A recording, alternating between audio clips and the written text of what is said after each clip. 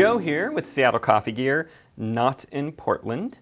I'm visiting the Seattle mother company today, and they took away all of my paper filters. And I still need to make some coffee, so we're going to play around on the French press and give you some tips and tricks to make it more tasty at home.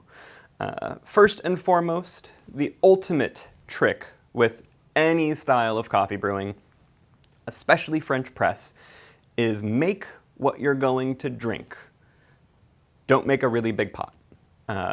Coffee is something that has very delicate flavor molecules that do deteriorate over time. And once you introduce body with a heavily bodied brewing style like the press, you start to get more deterioration and more production of off flavors. So with the press, figure out your ideal cup of coffee and make that. Don't be afraid to make 2 cups of coffee. French press uses a really coarse metal filter. That filter adds body. And body, I'm going to define as the perceived weight of the liquid in your mouth. So people like me who like our Chemex, we use a paper filter that is a very, very fine weave. It doesn't have very big holes in it. So as our coffee breaks down and tries to travel through, that net of the filter gets caught. French press has really big holes, gives you more body. Something like a chocolate milkshake almost. It's really thick in the mouth where water is very thin in the mouth. Press is going to be significantly thicker. It's going to have a lot more dissolved coffee solids in it. Therefore, it's going to carry more flavor, if you will, and those flavors that it's carrying tend to be heavier and more earthy in general. Generally medium dark, medium roasts, lower altitude coffees, a lot of the Brazilian coffees for some reason have a great nutty body to them, so they translate better to press. We're going to follow the standard recipe of 1 part coffee, 16.6 repeating parts water, and brew with generally the same timing as we would with pour over. Take your French press, always tear out your scale. Make sure you have water that is somewhere around boiling. We're going to lose a lot of thermal energy as we pour, so you want to make sure that your water is nice and hot. Right now we've got slates under pressure, which does well with longer extractions. It's engineered for that, it's designed for that. Longer extractions or more heavily bodied ones like espresso. So you dump your coffee in your press, and it's really simple. You don't stir, you don't bloom, you merely pour and wait. You can pour straight down, you can make little clover shapes, you could rotate your French press.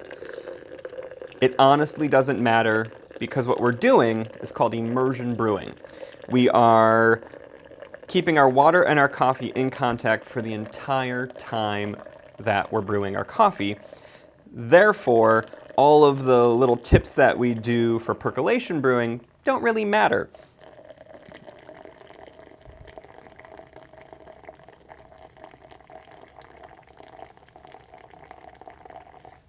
All right, you get the right amount of water, and you start your timer. In 1 minute, we're going to take our handy-dandy coffee manipulation tool, and we're going to break that crust of all of that coffee that's absorbing water but not necessarily dissolving and sinking to the bottom. We are going at French press very similar to a coffee cupping. They're arguably the same thing. You have a bowl of hot water and coffee and some sort of filtration device. In your press, we're using a metal filter. In our coffee cupping, we're just using a spoon. And you're not sitting there and stirring, you're not dabbing it. It really is a gentle process to submerge our coffee. We're adding a little bit of agitation, but we're not looking to enhance our extraction through agitation. We're letting time do that for us. And you just sit and wait. And at a minute, all we're going to do And you can see that we have some degassing, and that's it. In a minute, we're going to do the same thing, and then a minute after that, we're going to do the same thing, press our coffee, and enjoy it. Catch you in 2. Welcome back. Our 3 to 4 minutes of extraction is up. It's time to press, and here's the last reiteration of that very first tip. Press and drink. If you press your French press, and you have a large one like this 8 cup, but you're only drinking out of, say, a 5.5 ounce tulip cup, you pour and you come back in however long it takes you to drink your coffee.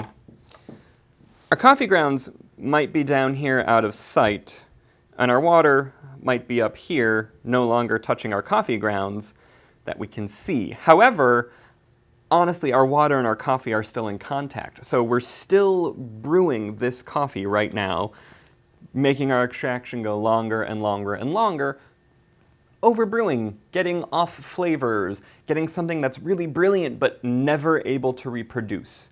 Therefore, press and pour. If you want to save your coffee for later, if you like only making one 12-cup French press, get a really good insulated carafe, preheat it, and pour into that.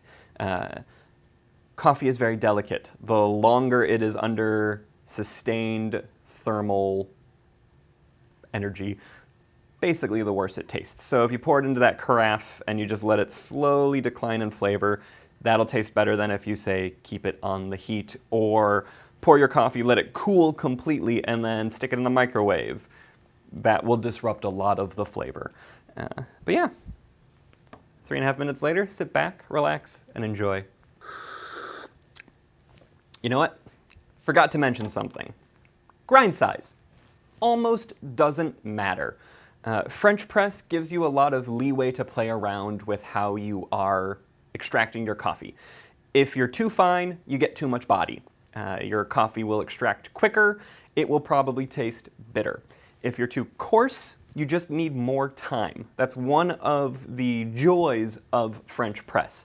Time is on your side. As long as you have a source of hot water and, say, something that's insulated so that you're not losing too much thermal energy, your grind size, it doesn't really play a factor. You just need to keep it steady so that every time you make that coffee, you can reproduce results. Yeah.